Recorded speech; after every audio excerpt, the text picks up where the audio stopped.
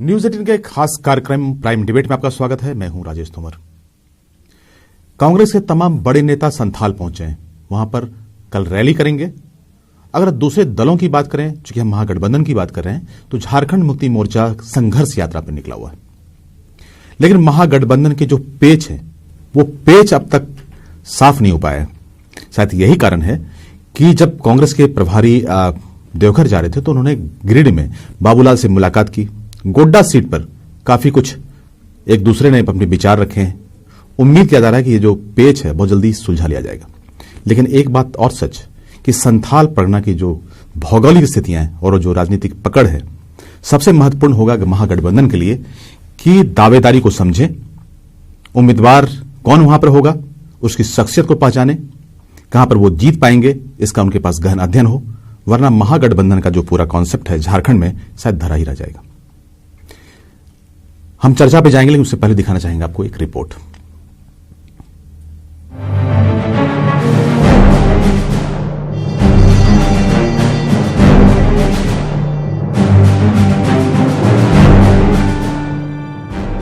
BJP हटाने की विपक्षी एकजुटता झारखंड में किसी मुकाम पर पहुंचती दिख नहीं रही है। कई दौर की बातचीत के बावजूद सीट शेयरिंग का फॉर्मूला अपने मुकाम तक पहुंच नहीं पा रहा है।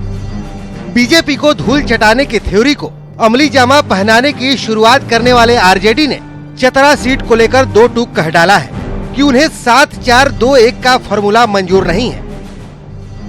आरजेडी का चतरा सीट का पेच जेवीएम में फंसा है और बाबूलाल मरांडी चतरा समेत कोडरमा गोड्डा के दावे पर कायम है। चतरा और पलामू शुरू से ही हम लोगों का वहाँ रहा है और निश्चित रूप से राष्ट्रीय जनता दल वहाँ से लड़ेगी चुनाव। तो जो सीट जो पार्टी जीत सकती है, जो नेता जीत सकते हैं, उसी को हम लोग लड़ावे। उसमें हमने अपने ओर से 3 सीटों की दावा किया, गोड्डा, कोडरमा और चतरा। दरअसल पेच अभी कई सीटों पर है। चतरा सीट पर आरजेडी जेवीएम तो गोड्डा सीट को लेकर कांग्रेस जेवीएम दोनों के दावे हैं। हजारीबाग सीपीआई को चाहिए और कोडरमा माले को। यही नहीं, आरजेडी को कांग्रेस की 7 सीटें ज्यादा लग रही हैं और जेएमएम भी कांग्रेस को सीटें कम लेने की नसीहत देती दिखती है। हर राज्य में जो क्षेत्रीय पार्टी है, जो मजबूत हैं, जिनका जनाधार है, उसी अनुपात में उनको भागीदारी देना होगा, तभी जाकर वो अपने मिशन में कामयाब होगी, जो एक मिशन है 2019 का, भाजपा हटाओ। जाहिर है 14 लोकसभा सीटों के लिए विपक्षी दलों की नूरा कुश्ती जारी है। ऐसे में कांग्रेस एक तरफ जहां जेवीएम की तलखी दूर करने के लिए हर मुमकिन कोशिश में जुटी है, तो दूसरी तरफ ये दावे भी कर रही है कि महागठबंधन में सब कुछ ठीक ठाक है। किसी सीट को लेकर कोई गांठ नहीं है। सारे नेताओं को अपने पार्टी के जो सुप्रीमो हैं, उनको सब पे अपने कार्यकर्ताओं को, नेताओं का प्रेशर है। हम बातचीत अवश्य कर रहे हैं। गठबंधन जरूरी इसलिए है, पार्टी के नेताओं के लिए नहीं, परंतु झारखंड की जनता के लिए। दरअसल कोडरमा, चतरा, पलामू और गोड्डा में आरजेडी मजबूत है तो संथाल जेएमएम का गढ़ है। कोडरमा, गोड्डा, चतरा में जेवीएम की अच्छी पकड़ है तो उत्तरी छोटा नागपुर और कोल्हान में कांग्रेस है। कुछ पॉकेट्स में वाम दल भी दमदार स्थिति में है। ऐसे में इन क्षेत्रीय शत्रपों को नजरअंदाज कर महागठबंधन आसान नहीं और इसे हल्के में लेकर बीजेपी को शिकस्त देने की बात भी बेमानी ही साबित होगी। न्यूज 18 के लिए रांची से उपेंद्र कुमार की रिपोर्ट। आपने पूरी रिपोर्ट देखी। ये बिल्कुल सच है कि अगर झारखंड के राजनीतिक इतिहास और इसके भौगोलिक स्थिति को अगर नहीं समझा जाएगा तो महागठबंधन के जो गठबंधन है वो कितना कल चुनाव में भाजपा को शिकस्त दे पाएगा, उसको लेकर कई सवाल हैं। आज हम चर्चा करेंगे और हमारे साथ हैं अजय शाहदेव जो कि कांग्रेस से हैं, साथ में विनोद पांडे साहब जो कि झारखंड मुक्ति मोर्चा से हैं और सरोज कुमार जो कि झारखंड विकास मोर्चा से। अगर संथाल परगना को आप देखें तो वहां पर अगर कांग्रेस की स्थितियां आप देखना चाहेंगे तो अब तक अगर पिछले 2-3 चुनाव को देखें तो वहां पर झारखंड मुक्ति मोर्चा, भाजपा और झारखंड विकास मोर्चा। हालांकि झारखंड विकास मोर्चा अगर लोकसभा के लिहाज से देखें तो अब तक कोई सीट फिलहाल उनके पास नहीं है, लेकिन इसके आप ब्रेकअप अगर देखें तो इनकी जो विधानसभा वाली स्थितियां हैं उस स्थिति को अगर आप थोड़े से अगर इसकी अगर एनालिसिस करेंगे तो आपको दिखेगा कि संथाल में बिना झारखंड विकास मोर्चा को साथ में लिए चुनाव जीतना महागठबंधन के लिए बहुत आसान नहीं होगा। विनोद पांडे साहब, आप संथाल को जानते हैं, संथाल में आपकी पकड़ है, झारखंड मुक्ति मोर्चा बड़ी पार्टी, वहां पर बहुत मजबूत स्थिति में आप हैं, लेकिन झारखंड विकास मोर्चा अगर देखें इसका ब्रेकअप अलग अलग विधानसभा में, हालांकि लोकसभा को लड़ना है, कई जगहों पर उनके विधायक हुए जो बाद में भाजपा में चले गए, यानी उनके कैडर बोर्ड्स थे। कई जगहों पर जो दूसरे स्थान पर थे वहां भी झारखंड विकास मोर्चा था। ऐसे स्थिति में कितना महत्वपूर्ण होंगे बाबूलाल मरांडी आपके लिए? नहीं, देखिए, जब गठबंधन का स्वरूप बन रहा था या गठबंधन का जब स्वरूप हम लोगों ने बनाया तो निश्चित रूप से आगे की राजनीति को देखते हुए, जो जमीनी हकीकत है उसको देखते हुए और हमारे सामने जो चुनौतियां हैं जी, उन चुनौतियों का सामना करने के लिए हम लोग इस तरह का एक गठबंधन तैयार किए हैं। और उस गठबंधन में अब चाहे झारखंड विकास मोर्चा हो, झारखंड मुक्ति मोर्चा हो या कांग्रेस हो, आरजेडी हो जी, आप सीट वाइज अगर बात करते हैं, विधानसभा वाइज, तो आप देखेंगे कि पिछले लोकसभा चुनाव में इस राज्य में जो 14 सीटें हैं वहां पर 12 सीट भारतीय जनता पार्टी के खाते में और 2 सीट झारखंड मुक्ति मोर्चा के खाते में जी। तो दोनों ही चुनाव में जो परिस्थितियां बनती है उस परिस्थिति के हिसाब से निर्णय लिए जाते हैं जी। और संथाल परगना हो, चाहे कोलान हो, चाहे उत्तरी छोटा नागपुर की हम बात कर लें, तो इन जगहों पर झारखंड मुक्ति मोर्चा कितना मजबूत है ये आप भी जानते हैं और इस राज्य की जनता भी जानती है और झारखंड मुक्ति मोर्चा भी बताती है। झारखंड मुक्ति मोर्चा, चूंकि झारखंड, हमने कहा आपको कि आप संथाल में बहुत मजबूत हैं, कोल्हान में भी आपकी अच्छी स्थिति है, लेकिन सीट आपके पास लोकसभा की एक भी नहीं वहां पर है। लेकिन अगर आप उत्तरी छोटा नागपुर और दक्षिणी छोटा नागपुर की बात करें तो झारखंड मुक्ति मोर्चा बहुत मजबूत नहीं है। नहीं, हमने कहा कि संथाल परगना हो, कोल्हान हो, उत्तरी छोटा नागपुर हो, जहां तक दक्षिणी छोटा नागपुर की बात है तो हमने इधर 4-4.5 साल में जो सांगठनिक तौर पर हम लोगों ने जो काम किया है और इस राज्य सरकार की जो विफलताएं हैं उसको हम लोग जनता तक ले जाने में कामयाब रहे हैं। तो निश्चित रूप से उसका आने वाला दिन में कांग्रेस के बिना बहुत बेहतर कर पाएंगे, नहीं पार होगी आपकी। इसके बिना हम बेहतर कर पाएंगे नहीं कर पाएंगे वो अलग बात है। नहीं, चूंकि पिछले बार भी चूंकि ऐसा नहीं है कि चूंकि बात के पीछे मंशा हमारा ये है, अजय सदैव जी बताएंगे कि झारखंड मुक्ति मोर्चा और कांग्रेस के बीच में जो महागठबंधन की बात, फिलहाल 2 ही दल गठबंधन में नजर आ रहे हैं। बाबूलाल ने तुरंत में प्रतिकार किया, आरजेडी की तरफ से भी तुरंत में प्रोटेस्ट हुआ कि भाई हम 3 सीट पे चुनाव लड़ेंगे, हमको आपने नजरअंदाज कर दिया। वाम दल को तो आपने तरजीह नहीं दिया है। तो ये महागठबंधन यहां नहीं दिख रहा है, 2 दलों का यहां पर फिलहाल गठजोड़ है। देखिए, यहाँ जो मीडिया में जो बातें आ रही हैं जी और जो सच है काफी बार उसमें फर्क भी होता है। तो जब तक ये पूरा स्वरूप जो है ऑफिशियली सामने नहीं आ जाता है, अभी तक जो जानकारी यही है और हमें भी यही पता है कि महागठबंधन जिसपे कि कांग्रेस, झारखंड मुक्ति मोर्चा, जेवीएम, आरजेडी, वाम दल सभी लोग रहेंगे इस पे ये और इसी का प्रयास भी हो रहा है। और यहाँ की आम जनता जो त्रस्त हो चुकी है रघुवर दास के सरकार से और केंद्र में मोदी जी के सरकार से, तो उसको हटाने के लिए आम जनता चाहती है कि अगर हमारे भी जो प्रभारी जी का स्टेटमेंट मैं अभी देख रहा था, आरपीएन सिंह जी लगातार दौरे में रहते हैं झारखंड में और उनका भी यही मानना है कि जनता की मांग है कि ऐसी सरकार को उखाड़ फेंकने के लिए सभी विपक्षी दलों को, क्योंकि आपने देखा होगा कि लगातार विपक्षी दल और सामाजिक संगठन मिलकर आंदोलन करते रहे हैं। काफी सारे जो सरकार के खिलाफ जो भी आंदोलन हुए हैं सारे विपक्षी दलों ने मिलकर भी और अगर अलग अलग भी किया है तो मुद्दे एक रहे हैं और इसके साथ साथ सामाजिक संगठनों का भी उस पर काफी योगदान रहा है और सामाजिक संगठन भी ये चाहते हैं कि सारे जो विपक्षी दल हैं वो एक प्लेटफॉर्म पर आ जाए। अजय जी, जो दिल्ली में बैठक हुई, आपने कहा कि मीडिया जो तस्वीर दे रहा है वो तस्वीर कुछ और दे रहा है, लेकिन हमने वही तस्वीर दिखाने की कोशिश की है कि दिल्ली में 2 आदमी का स्टेटमेंट आता है। दिल्ली में जब राहुल गांधी से मुलाकात हो रही थी तो 2 बड़े दल के नेता वहां मौजूद थे, जो कांग्रेस के प्रभारी थे वो वहां मौजूद थे, हेमंत सोरेन जी थे, लेकिन झारखंड विकास मोर्चा से, आरजेडी से कोई व्यक्ति मौजूद नहीं था। हमने सवाल इसलिए खड़ा किया कि जिस महागठबंधन की बात करें, जिस परिकल्पना की बात कर रहे हैं, वहां पर महागठबंधन का जो स्वरूप होगा उसको लेकर चर्चाएं जरूर हो रही हैं, लेकिन जो दावे प्रस्तुत किए जा रहे हैं या जो दावे पेश किए जा रहे हैं, बाबूलाल ने पूरे मीटिंग के बाद ही उन्होंने ऐलान कहा कि आरपीएन सिंह का खुद उनके पास फोन आया और कहा कि आप गोड्डा से अपनी दावेदारी छोड़ दीजिए। जब आपने कहा कि अब तक हमने सीट पर कोई फैसला नहीं लिया है, तो आखिर आरपीएन सिंह किस कैपेसिटी में और कैसे बाबूलाल जी को यह कह दिया कि आप गोड्डा सीट छोड़ दें?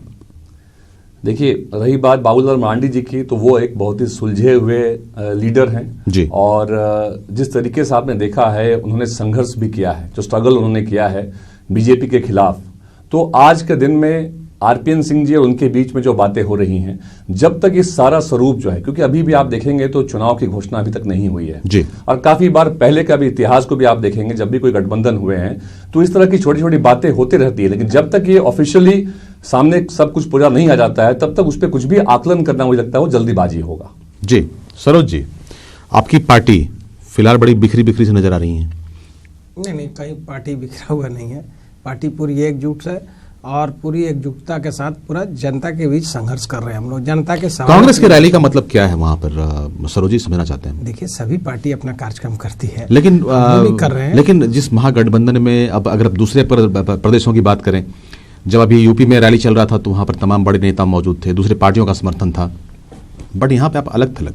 नहीं, देखिए सारे पार्टियों, हेमंत सोरेन धनबाद में, देखिए सारी पार्टियों का अलग अलग। अब धनबाद में हेमंत सोरेन जी हैं तो अब धनबाद नहीं आ रहा है कि नहीं लड़ना है या दावेदारी उनकी नहीं है तो धनबाद में भी जा रहे हैं, वो संघर्ष कर रहे हैं। हाँ, तो लेकिन जो कल रैली, जो ताकत आप दिखाएंगे देवघर में, वो ताकत कांग्रेस के जो दिखाने का मतलब है उसको आप किस तरह से समझते हैं? नहीं, कांग्रेस की आज रैली थी देवघर में, उनका कार्यक्रम था।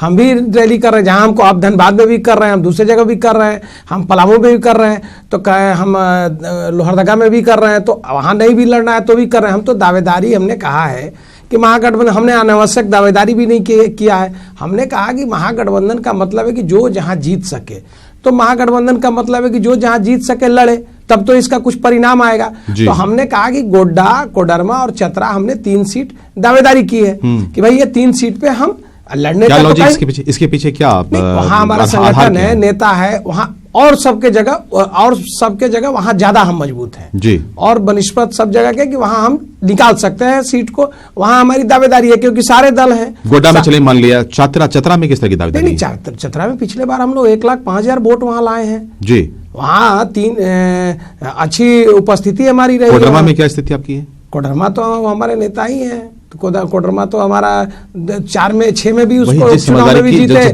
की आप बात कर रहे थे सरोज जी, कोडरमा में राजकुमार यादव को शायद आप भूल गए, वहां पर वामपंथी हैं और बड़ी बेहतर किए थे पिछले बार।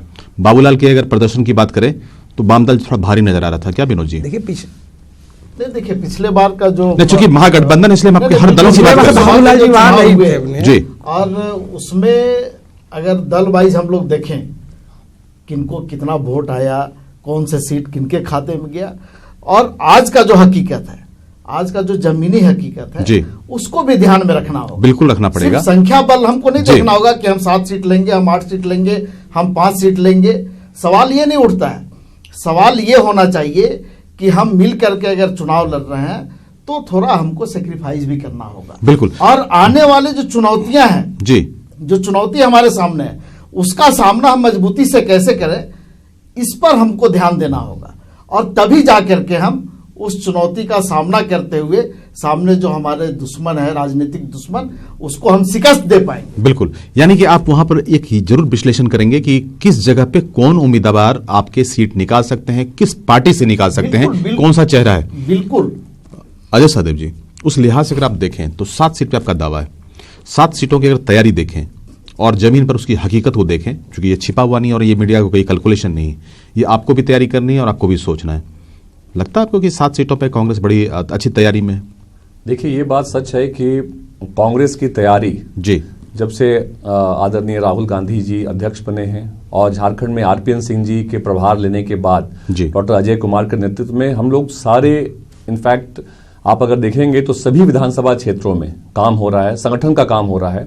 और संगठन सही मायने में, आप अभी रैली की बात कर रहे थे, देवघर में, पलामू में रैली होगी, गुमला में रैली होगी, तो सभी प्रमंडल में वाइज जो रैली हो रही है, तो संगठन आप कह सकते हैं अलाइव एंड किकिंग, बिल्कुल सभी जगह लोग जो हैं, कार्यकर्ता सभी जगह मौजूद हैं और वो पार्टी के लिए काम कर रहे हैं। अब अगर गठबंधन होता है तो गठबंधन जहां पे कांग्रेस खुद लड़ रही है चुनाव, वहां तो हम मजबूत है ही, और जहां गठबंधन में हमारे सहयोगी दल लड़ने वाले हैं, तो वहां कांग्रेस के कार्यकर्ता जो वो इंश्योर करेंगे कि पार्टी की जो ताकत बढ़ी है उसका लाभ हमारे गठबंधन के सहयोगी को मिले।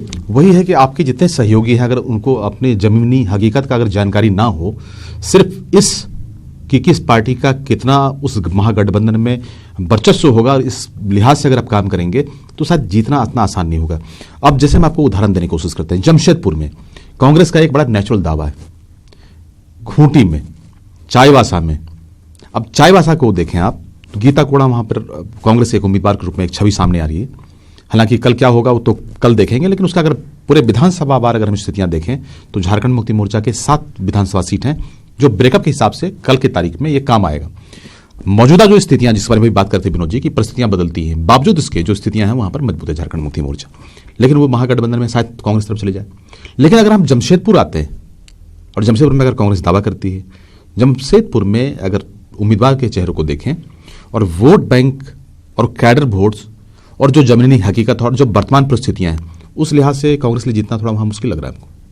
देखिए, ये सारे जो कैलकुलेशन है वो पेपर पे कैलकुलेशन है जी। और जब आप पेपर में कैलकुलेट करते हैं, और काफी बार मैंने फिर कहा कि जमीनी स्थिति उससे काफी बार अलग भी होती है, लेकिन ये बात जरूर है कि सारे जो गठबंधन के सहयोगी हैं, महागठबंधन में लोग इस कैलकुलेशन पे जरूर जा रहे हैं कि ये प्रत्याशी वहां कौन जीत सकता है जी। वो सही बात है, लेकिन इसके बाद भी काफी बार जो भी वहां पे लड़ेगा, अगर गठबंधन दल पे अगर किसी को सहयोगी को सीट मिल जाती है तो जो पार्टी के लोग जो दूसरे गठबंधन के सहयोगी हैं उनका भी सहयोग रहेगा, और सारे लोग जब मिलकर इलेक्शन लड़ेंगे वहां पे, मुझे लगता नहीं है कि वहां पे कौन पार्टी मजबूत है कौन कमजोर है ये महत्वपूर्ण नहीं रहेगी।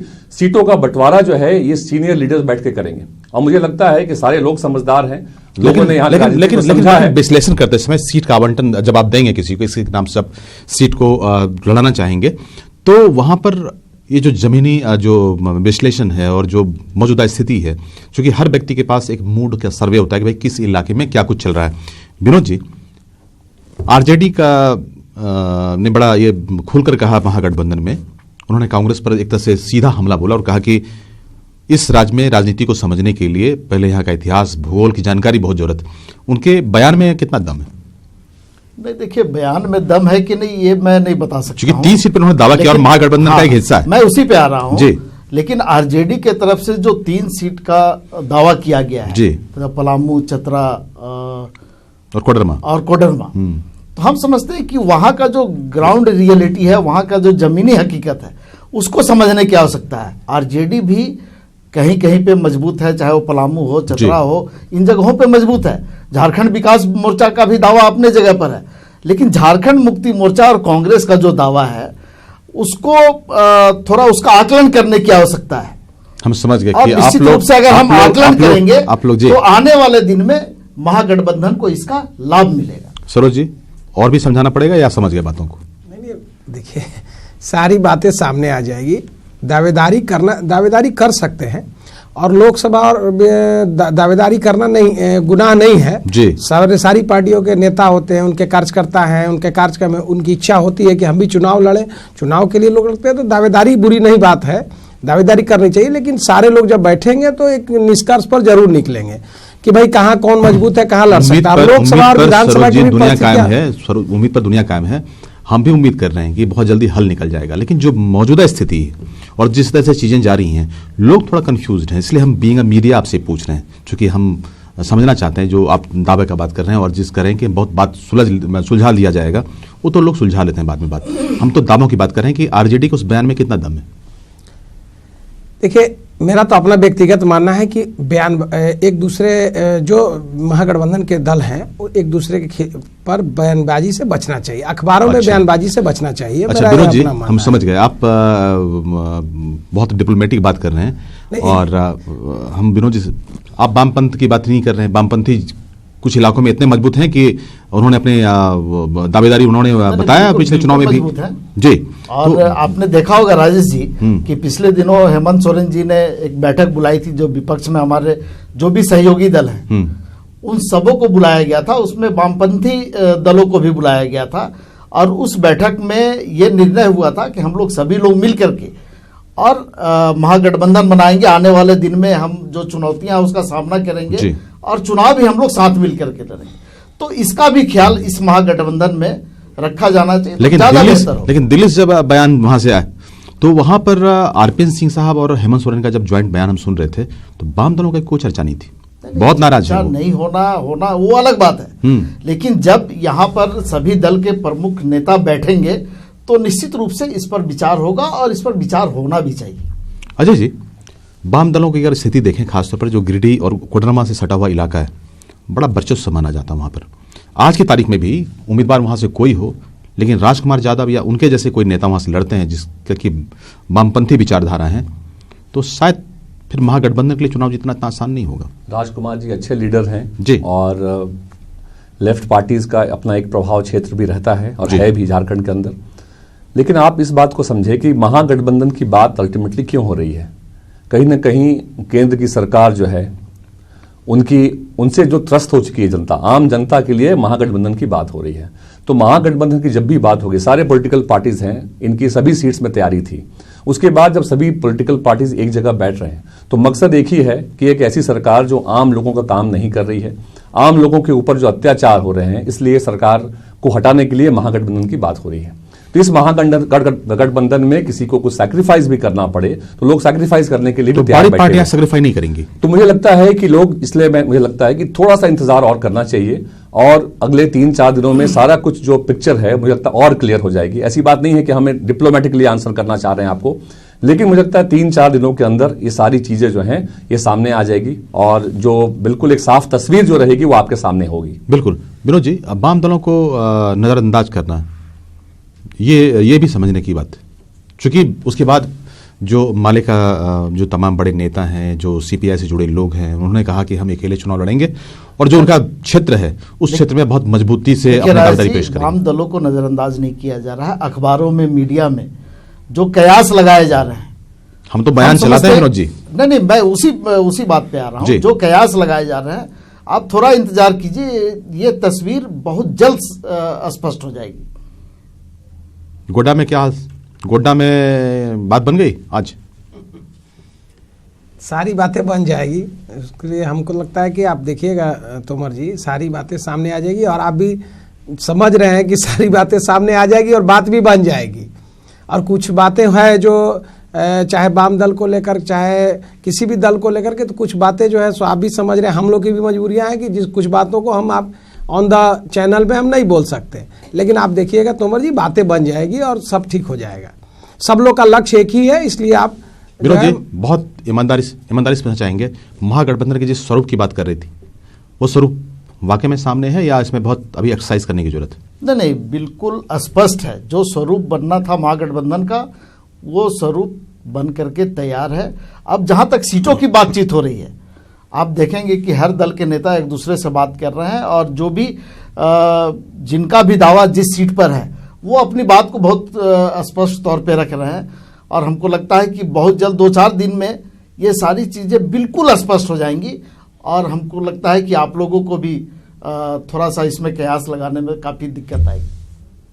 हम भी सब्र से इंतजार करेंगे, लेकिन जो अब तक का तस्वीर है महागठबंधन में बातचीत में जो बातें साफ हो रही हैं और जो संकेत मिल रहे हैं वो ये कि बड़े दल होने के नाते कांग्रेस को लगता है कि शायद मोदी के इंटी इनकम्बेंसी का इनको फेवर मिलेगा। झारखंड मुक्ति मोर्चा, उनको लगता है कि हाल के दिनों में उन्होंने इस राज्य में काफ़ी कुछ किया है तो लोग उनके साथ जुड़ेंगे। छोटे दल खासतौर पर झारखंड विकास मोर्चा को लगता है सब कुछ ठीक हो जाएगा, लेकिन आरजेडी और वाम ये अब भी इस गठबंधन से थोड़े दूर हैं, चूंकि लगातार विरोधाभासी बयान आ रहे हैं। अब ऐसे में महागठबंधन के लिए सबसे बड़ी चुनौती होगी कि इस राज्य के इतिहास और भूगोल की जानकारी लेते हुए विश्लेषण के बाद एक ऐसे महागठबंधन का निर्माण करें जो वाकई में भाजपा को चुनौती दे सके। इस कार्यक्रम में आज इतना ही, जब बाद मिलेंगे एक नए मुद्दे के साथ मिलेंगे, तब तक दीजिए इजाजत।